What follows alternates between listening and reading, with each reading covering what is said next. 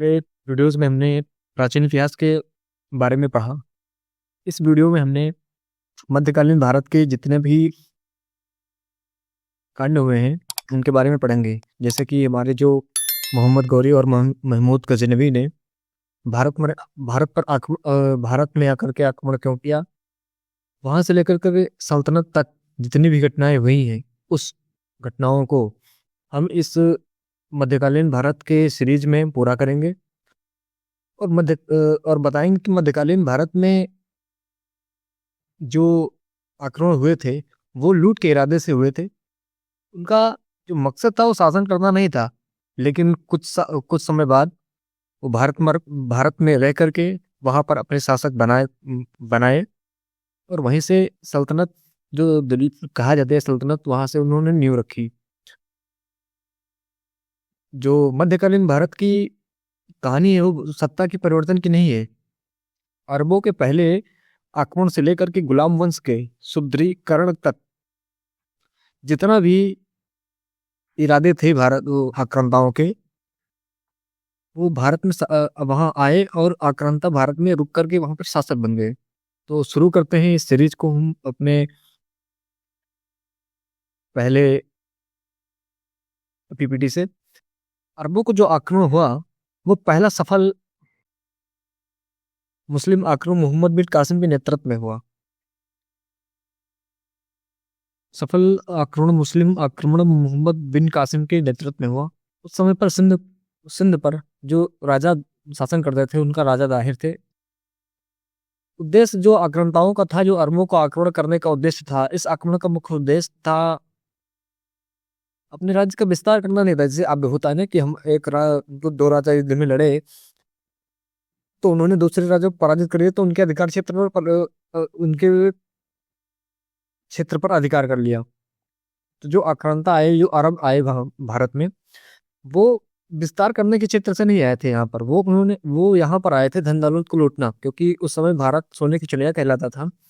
तो भारत को लूटने के उद्देश्य से आए थे और इस्लाम का जो अपने जो धर्म मानते थे, इस्लाम धर्म, उसका प्रचार प्रसार करने के लिए भारत में आए थे, जो कि 712 ईस्वी में आए। उसके बाद जो महमूद गजनवी, जिसको मूर्ति भंजक आक्रमणकारी कहा जाता था, इसका जो शासन था 998 ईस्वी पर यह गद्दी पर बैठा।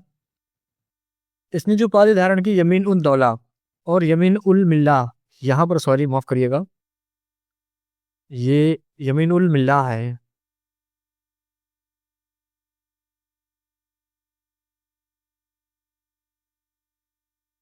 यमीन उल मिल्ला की इसने उपाधि धारण की। शपथ जो भारत पर हर वर्ष हर साल आगमन करने की शपथ ली इसने, और इसने लगभग 17 बार भारत पर इसने हर साल आक्रमण करने की शपथ ली और इसने 17 बार आक्रमण किया। सबसे प्रसिद्ध जो आक्रमण रहा है इसने सोमनाथ का आक्रमण रहा है।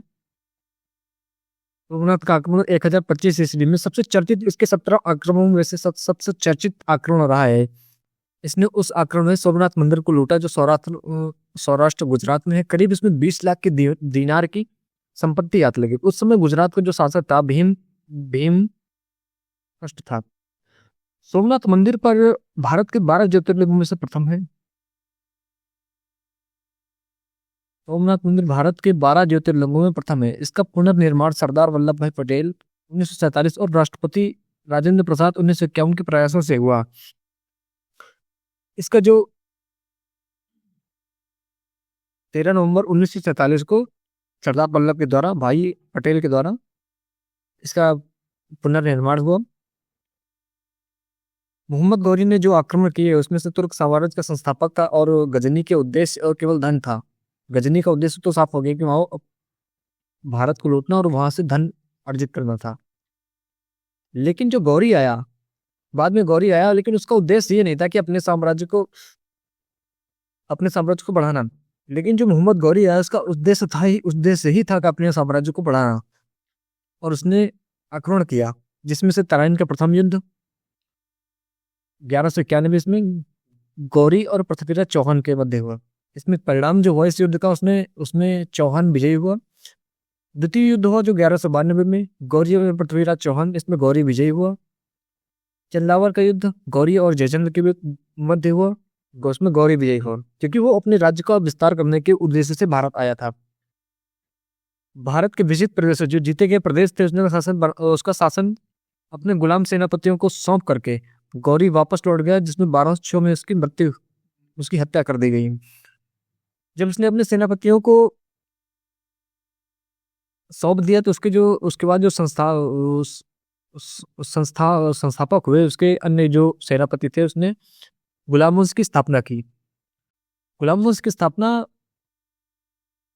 के बारे में कहा जाता है कि गुलाम वंश की 1206 में हुई। इसकी लिखा भी है यहाँ पे 1206 से लेकर के 1290 ईस्वी तक इसका उदय रहा है। मामलुक या गुलाम वंश, मामलुक या गुलाम वंश गुलामों को सैनिक सेवा के लिए खरीदा जाता था। मतलब कहते हैं ना कि अभी भी जो गुलाम थे कि किसी को पैसे देकर के खरीद लो और उसको अपने यहाँ गुलामी करवाओ उससे। लेकिन उनमें ये कला नहीं थी कि हाँ वो गुलाम ही रह जाते थे, वे अपनी योग्यता से सुल्तान भी बन सकते थे और बने भी। वे अपनी योग्यता से सुल्तान भी बन सकते थे। कुतुबुद्दीन ऐबक जो मोहम्मद गौरी का गुलाम था या गुलाम था, 1206 में इसकी मृत्यु होगी। उसके पश्चात जो 1206 में ही इसकी जो मतलब इसका जो राज्याभिषेक हुआ वो 24 जून 1206 को किया गया। इसने जो अपनी राजधानी बनाई वो लाहौर थी। गौरी का गुलाम था कुतुबुद्दीन ऐबक। इसे जो उपाधि धारण की गई है लाख बख्श, लाखों का दान देने वाला। मृत्यु इसकी कब हुई? 1210 में चौगान खेलते हुए उसमें इसकी घोड़े से गिर करके मृत्यु हो गई। सल्तनत कालीन वस्तुएं पुनर्निर्माण, जिसमें फिरोज तुगलक बिजली गिरने से क्षतिग्रस्त 234 फीट हुई।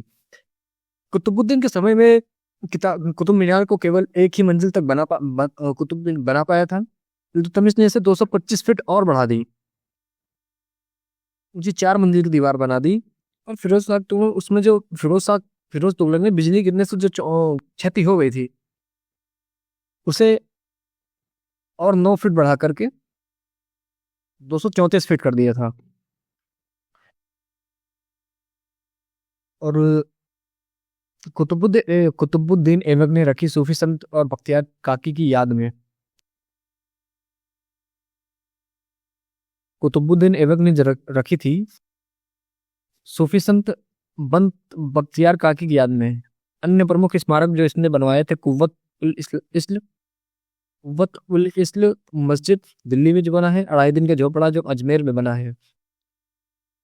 इल्तुतमिश इल्तुतमिश की राजधानी, इसने जो अपनी राजधानी बनाई वो दिल्ली से लाहौर से हटाकर दिल्ली स्थानांतरित कर दी। उसके बाद इल्तुतमिश जो था वो तुर्किस्तान का इलवरी तुर्क था, जो ऐबक गुलाम एवं दमाद था। जो इल्तुतमिश था वो तुर्किस्तान का तुर्क था, जो ऐबक गुलाम एवं दमाद था। ऐबक की मृत्यु के समय वह बदायूं में जब ऐबक की मृत्यु हुई तो उसने वह बदायूं जो उत्तर प्रदेश में पड़ता है उसका गवर्नर था। जब ये गद्दी पर बैठा तो इसने राजधानी परिवर्तन कर दी, लाहौर से दिल्ली कर दी। वैधानिकता ने 1229 में इसे बगदाद के खलीफा से सुल्तान पद की स्वीकृति मिली। इसने अन्य काम किए भी प्रशासनिक मुद्राओं में, लेकिन इसने जो हौज ए सुल्तानी का निर्माण और दिल्ली और कोहना के निकट करवाया था। इसकी जो मृत्यु हो गई थी 1236 ईस्वी में हो गई। इल्तुतमिश के बाद उसका जो पुत्र था रुकनुद्दीन फिरोज जो गद्दी पर बैठा, लेकिन वह अयोग्य शासक होने के कारण उसे गद्दी से बहुत जल्द हटा दिया गया। उसके बाद तो शाह तुर्कान से अवंचित प्रभाव से परेशान होकर तुर्की जो अमीरों ने, जो तुर्की अमीर थे वहां पे, उसने इनको हटा करके रुकनुद्दीन फिरोज को हटा करके रजिया को अपना उत्तराधिकारी बनाया। लेकिन उससे पहले हम जान लेते हैं कि इल्तुतमिश ने जो कितने सुधार किए और क्या क्या उसने प्रशासनिक सुधार में क्या क्या किया। मुद्रा, चांदी का टका और तांबे का जीतल चलाया। प्रशासन में इसका इफ्ता प्रणाली की शुरुआत की गई। 40 गुलाम सरदारों का संगठन तुर्कान-ए-चहलगानी कहलाया। उसके बाद जो मंगोल का संकट उसमें मंडरा रहा था खतरा, उसमें मंगोल का जो खतरा था, चंगेज खान को ईश्वर का अभिशाप कहा जाता था। कूटनीतिक कदम। ख्वारिज्म का राजकुमार जलालुद्दीन मंगवर्दी चंगेज खान से भागकर भागकर भारत आया और इल्तुतमिश ने उसे शरण देने से मना कर दिया। परिणाम इसका जो हुआ कि इस कूटनीति से इल्तुतमिश ने नव स्थापित तुर्की साम्राज्य को मंगोल आक्रमण से बचा लिया। उसके बाद रजिया सुल्तान का जो आ जाता है कि रजिया सुल्तान कैसे पहला मुस्लिम शासिका बनी। तो ये इसके पीछे की जो कहानी है, रुकनुद्दीन सिरोज ने गद्दी पर बैठा, लेकिन वह अयोग्य शासक हुआ। लेकिन वहां के जो तुर्की अमीर थे, उन्होंने इसे हटाकर रजिया सुल्तान को गद्दी पर बैठाने का निर्णय किया। और रजिया ने गद्दी पर बैठकर प्रथम महिला मुस्लिम महिला शासिका बनी, जिसने शासन की बागडोर संभाली। परंपरा को तोड़ना रजिया ने पर्दा प्रथा का त्याग किया। पुरुषों की तरह उसने कुबा, जिसे कोट कहते थे, और कुल्ला, जिसे टोपी धारण की। उसके बाद इसका जो संघर्ष रजिया ने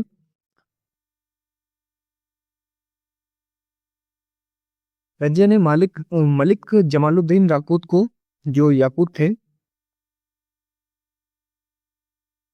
ये जो जमालुद्दीन याकूत बख्शी को अमीर ए आखूर, जिसे घोड़े का सरदार नियुक्त किया, जिसे तुर्की अमीर नाराज हो गए।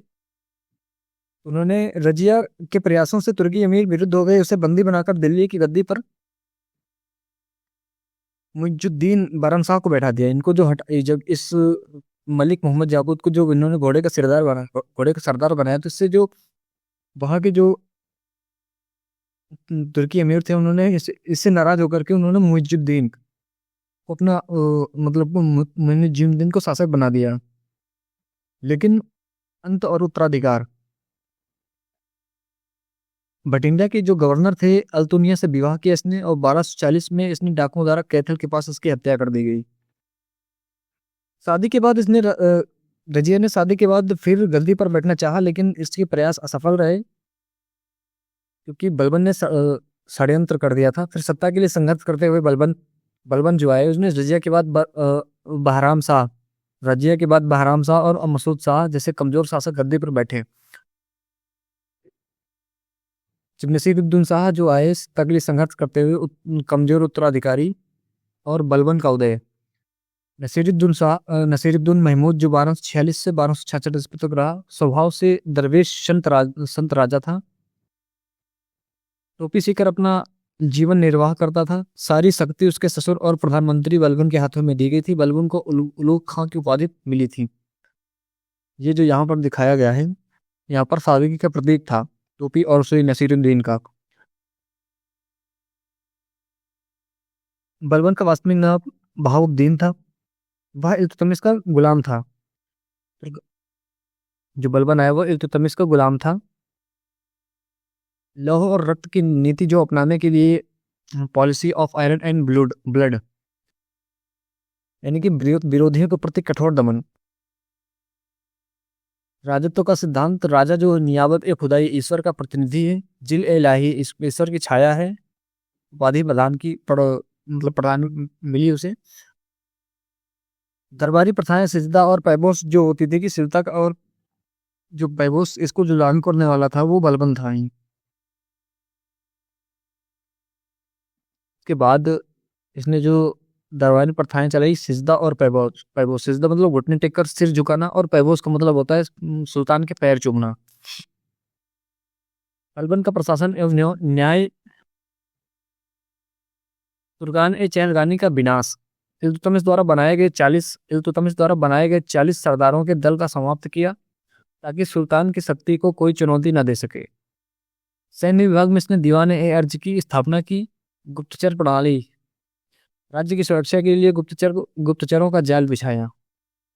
न्याय से बलबन अपने कठोर न्याय के लिए प्रसिद्ध था, और अमीर हो या गरीब सबको न्याय मिलता था। गुलाम वंश का अंत और विरासत। संस्कृति और साहित्य में नौरोज जैसे फारसी त्योहार को भारत में मनाना शुरू किया। साहित्य में प्रसिद्ध कवि थे अमीर खुसरो और अमीर हसन। जो बलबन के राज दरबार में शोभा पाते थे। वंश का अंत। इस वंश का अंत कैसे हुआ? गुलाम वंश का अंतिम शासक सैमुद्दीन कैमूरस था। नई शुरुआत 1290 में इस वंश का अंत हुआ और जलालुद्दीन खिलजी ने खिलजी वंश की स्थापना की। उसके बाद फिर आगे चलते हैं। गुलाम वंश का जब अंत हो गया तो इसके बाद हम अगले अगले वीडियो में हम खिलजी वंश के बारे में पढ़ेंगे। लेकिन उससे पहले जो आज हमने पढ़ा है गुलाम वंश के बारे में, उसमें जितने भी महत्वपूर्ण क्वेश्चन बन सकते थे मैंने उनको एक क्विज के फॉर्म में आपको देने का प्रयास किया है। मध्यकालीन भारत और अरब आक्रमणों से गुलाम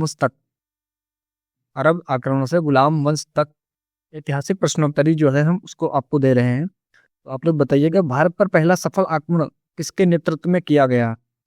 इसका आंसर हो जाएगा बी, मोहम्मद बिन कासिम। 712 ईस्वी में मोहम्मद बिन कासिम के नेतृत्व में अरबों ने सिंध पर विजय प्राप्त की। उस समय सिंध पर जो शासन करते थे दाहिर का शासन था। उद्देश्य उस समय जब अरब आए थे उनका उद्देश्य ये नहीं था कि यहाँ अपने राज्य का विस्तार करना है। उन्होंने अपने मुख्य उद्देश्य धन दौलत का लूटना समझा और इस्लाम के धर्म का प्रचार प्रसार करना उचित समझा। लेकिन मोहम्मद गौरी ने ऐसा नहीं किया। महमूद गजनी ने सोमनाथ मंदिर सौराष्ट्र पर अपने सबसे चर्चित आक्रमण, जिसने 17 बार आक्रमण किया था, उसमें से सबसे चर्चित जो था 1025 का सोमनाथ मंदिर का आक्रमण था। उसमें इसका जो आंसर हो जाएगा सी। उसने महमूद गजनी भारत पर कुल 17 बार आक्रमण किए। 1025 में सोमनाथ की लूट से उसे करीब 20 लाख दिनार की संपत्ति हाथ लगी। 20 लाख की दिनार और 17 बार आक्रमण किया। उस समय जो वहां का शासक था भीम सेकंड था, सोलंकी वंश था। सोमनाथ भारत के 12 आदि ज्योतिर्लिंगों में प्रथम है। सोमनाथ भारत के 12 ज्योतिर्लिंगों में प्रथम है। नारायण का द्वितीय युद्ध 1192 ईस्वी में किनके बीच लड़ा गया? ये मोहम्मद गौरी और पृथ्वीराज चौहान के बीच में लड़ा गया। ये इसका एक्सप्लेनेशन देखते हैं। इसका जो आंसर है मोहम्मद गौरी और पृथ्वीराज चौहान। नारायण का प्रथम युद्ध जो 1191 में लड़ा गया था, पृथ्वीराज चौहान इसमें विजयी रहे थे। जो द्वितीय युद्ध हुआ था उसमें मोहम्मद गौरी विजयी हुए थे और पृथ्वीराज चौहान की हार हुई थी। चंदावर का जो युद्ध हुआ था उसमें गौरी ने जयचंद को हराया था।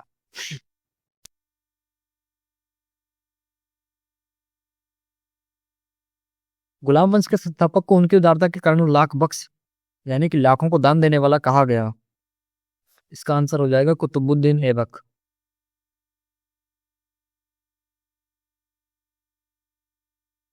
उत्तर इसका सही होगा कुतुबुद्दीन ऐबक। कुतुबुद्दीन ऐबक जिसका जो शासन काल रहा 1206 से 1210 ईस्वी के बीच, इसने गुलाम वंश की स्थापना की और राजधानी लाहौर बनाई थी। उसने दिल्ली में कुव्वत उल इस्लाम मस्जिद और अजमेर में 2.5 दिन का झोपड़ा बनवाया था। 1210 ईस्वी में चौगान खेलते समय यानी कि जो पोलो होता है, खेलते समय उसकी घोड़े से गिरकर उसकी मृत्यु हो गई। इसके बाद इल्तुतमिश इसी गद्दी पर बैठा। कुतुब मीनार ने नींव कुतुबुद्दीन ऐबक ने रखी, लेकिन इसका निर्माण कार्य पूरा किसने करवाया? इल्तुतमिश ने, फिरोज शाह तुगलक ने, अलाउद्दीन खिलजी ने या बलबन ने? इसका जो निर्माण कार्य पूरा करवाया इसने कुतुबुद्दीन इल्तुतमिश ने करवाया। इसका सही उत्तर हो जाएगा इल्तुतमिश ने। यहाँ पर दिया गया है फिरोज तुगलक बिजली गिरने के बाद मरम्मत करवाई और 5वीं मंजिल जोड़ी। इल्तुतमिश ने इसे 225 फीट ऊंचा करके 4 मंजिल बना दिया और निर्माण कार्य पूर्ण करवा दिया। ऐबक ने जो कुतुबुद्दीन ऐबक ने इसे केवल पहली मंजिल बनवाई थी इसकी, कुतुब मीनार की। तुर्कान ए चील रानी 40 गुलाम सरदारों का गठन किस शासक ने किया था?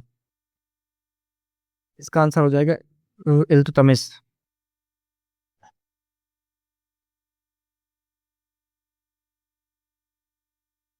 इल्तुतमिश को दिल्ली का सल्तनत का वास्तविक संस्थापक माना